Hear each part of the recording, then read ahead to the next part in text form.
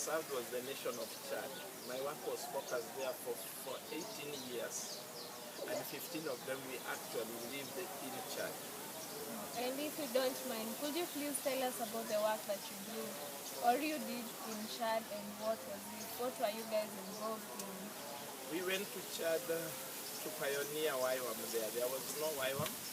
A few Chadians had done discipleship training school in Benin, in Togo, and in Senegal, but they did not start YWAM. But we sought them out and we joined with them, and we launched the first base in Chad, which I led for the years while we were there. And we ran discipleship training schools, we ran biblical studies training, and we ran community development. We also ran healthcare programs while we were in Chad. Part of our training was also in establishing churches. So we planted quite a few churches, and I'm so happy because the Chadians are continuing to do that.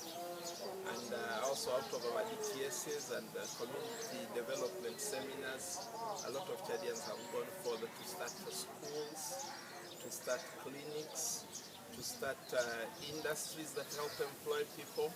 And this is part of what it's all about, the gospel impacting communities and bringing transformation. So that's what we were doing in Chad. We are still involved there, though we don't live there now, but I make trips back and forth. I imagine that the first life of Nairobi is so different from Chad. Could you share about the experiences that you had, the culture shock and such kind of things that you experienced? Chad became a home. So even though I grew up in Nairobi and I was born in Nairobi, coming back was like coming to a different country. My children didn't like it, they wanted to go back to Chad, and many times me and my wife felt like we're in the wrong place, we should go back to Chad. But obviously we knew this is a new season and this is where God wants us to be.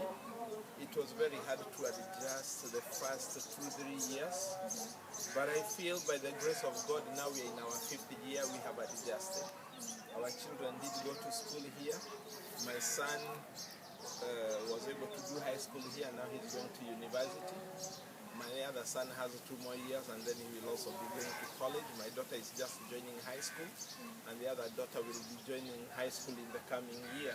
So the whole thing that brought us to Kenya was so that they can get education, and they have gotten that. And Nairobi has become a base. I have even bought a house in Nairobi now, and we are able to operate from there and go all over the world and be a blessing. While I'm here in Kenya, I work with YWAM. I support the different bases. I also get to work with YWAM in East Africa, so I teach a lot in Uganda and Tanzania. I collaborate with Rwanda and with South Sudan besides the work in Chad.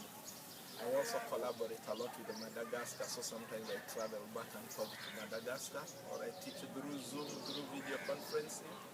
So part of being in Nairobi has actually expanded the area of influence and the sphere of service, because then we are able to be a blessing to the wider Africa.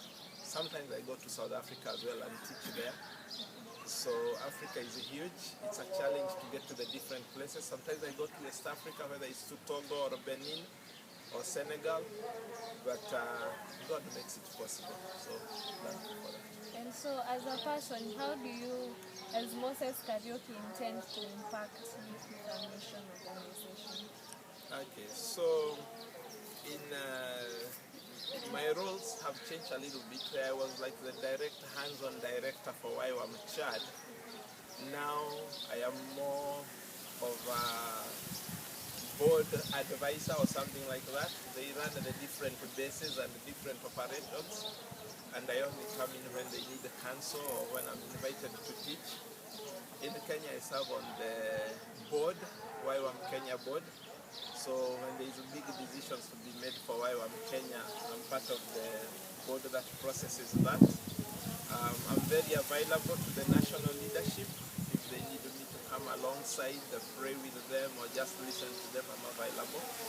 But part of it is also being available to do personal mentorship. If any YWAMers or any leader needs someone to come and walk along them, And to draw from the experience of our years in YWAM, me and my wife, we avail ourselves for that. So how do we impact? We try to help them to be the best version of themselves, so that as they train young people, they will be bringing out quality and not just quantity.